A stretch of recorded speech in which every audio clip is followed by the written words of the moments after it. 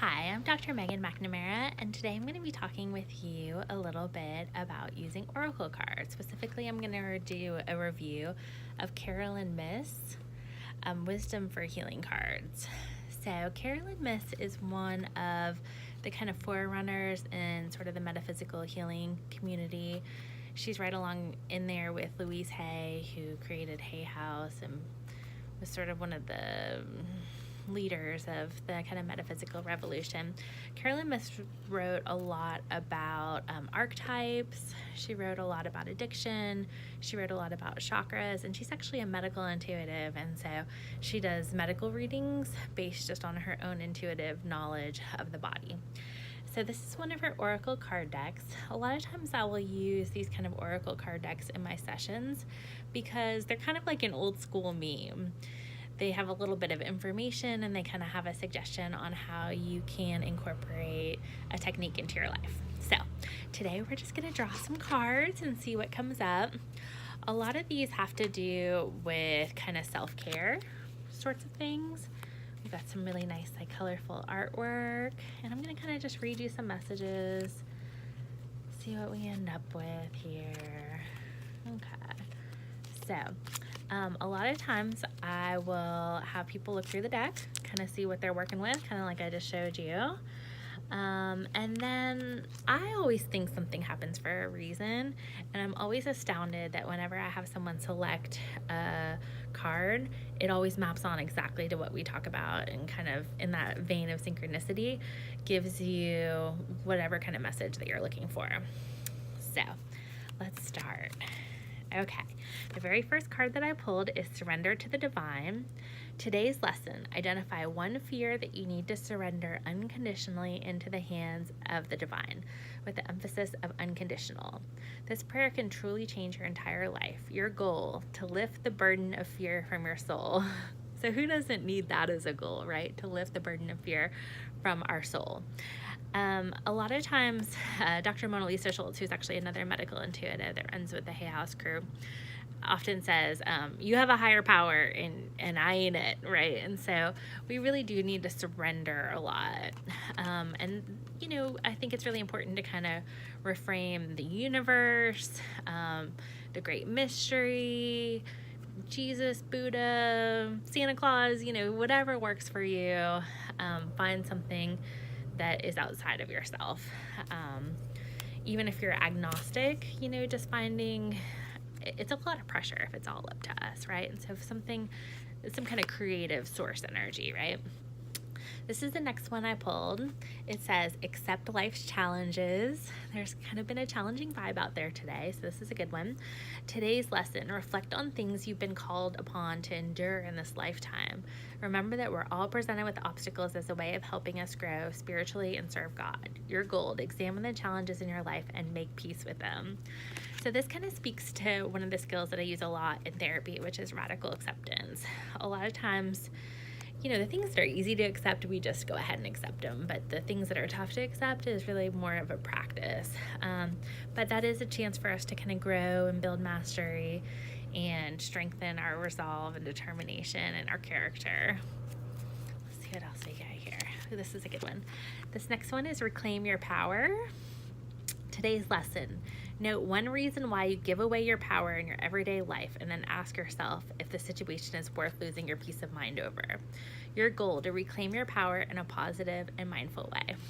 So, you know, I work with this a lot with clients because we all kind of carry regret. A meme that I like around that is that regret is simply a lesson that you haven't learned yet.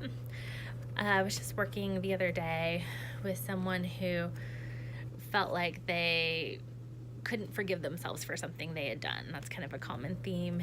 And a similar thing happened to me. There was sort of an interaction that was troubling to me, and my mind just kept wanting to rehash it and regurgitate it and remind me about it and kind of torture me with it. And so what I suggested to this client and what I practice within myself is, you know, that kind of forget about it, right? And so in DBT, we call that turning the mind, or the stop skill, you know, being able to really have that attentional control so that you decide what you think about. And so a particular person, place, or thing or situation doesn't get to leak your energy.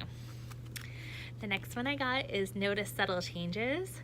Today's lesson, color is a power. Select a color that you don't normally wear and introduce it into your wardrobe. The changes in energy in your field, including your sense of self. Your goal, to discover how subtle changes can increase or decrease your comfort level. So I've got the black and white stripes thing going on here today. And I find that that's kind of nice because I find that black and white are both kind of power colors. Oh, this is a good one.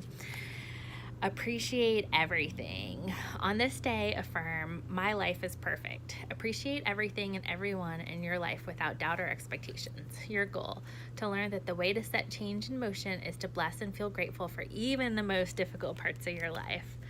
So I was practicing this because I've kind of had a stressful week. I've had some hard dynamics, but overall everything's okay. It's just I've felt this kind of sense of heaviness, right? And so what do? We practice gratitude. So when you're stressed out about something, usually it's like the one thing that's going wrong when maybe 99 things are going right. And so again, like turning the mind to the things that are going well and how to kind of practice that mindfulness. Okay, I think this is gonna be the last one for today. This is remain centered. Today's lesson, focus on conscious tranquility. No matter how stressful the day is, your intention is to remain centered and calm. Your goal, to learn that you can control your psychic energy. So there's a saying that I like called, what is best. And so I was having kind of a day that was like a hurry up and wait kind of day. I had some open spaces, and I'm going out of town to an energy psychology conference, which I'm super excited about. I'll probably do a video on that later. So I was trying to get people in, but for some reason I couldn't fill up these couple spots that I had. And so what I realized was this is like a gift to me. I needed to slow down. I needed to get organized.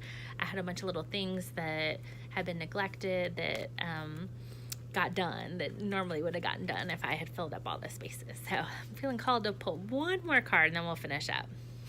This is a good one. I'm totally guilty of this. It's release the need to complain. Today's lesson, honestly assess whether you're a complainer. No matter whether you share your complaints with others or keep them to yourself, this tendency is a way of looking at a situation without seeing its potential blessings. Your goal, to release the predilection to complain and instead see the positive side of things. So that kind of echoes the what is this best kind of moment. So, it's sometimes retrospect that you find that things worked out for the best. So one saying that I like to use a lot is it's not rejection, it's protection. So if something's not working out, if a door is closing, a lot of times there's a reason why that door is closing. Maybe you're being gifted with something else in its place and that thing hasn't been revealed yet. Complaining is really common in our culture, and sometimes that's a way to get attention or sympathy, or sometimes it's a way to just kind of get stuck in negative emotions. And so when we complain, we really are in victim mentality. And so whenever I'm doing therapy, a lot of times people come in to kind of complain or vent. And so I think it's really important to balance that with what's the solution? How can we feel good? What's going right? What are we grateful for? What kind of skill can we use to make sure that we're really putting our attention on the positive? Because we're all really aware of the problems, but a lot of times we don't know what the solution is, or we're not putting our energy towards it. And as long as we're always thinking about the problem, we're not going to find the solution. So I'm not sure if you can see the actual cards or the sign behind me because I've got it on reverse on my phone, but it says think positive and positive things will happen. So I think that's kind of a good lesson for the day. If you'd like to book a session with me or get more blogs, ebooks, articles, check out my website, rightonbrain.com. Thanks and have a great day.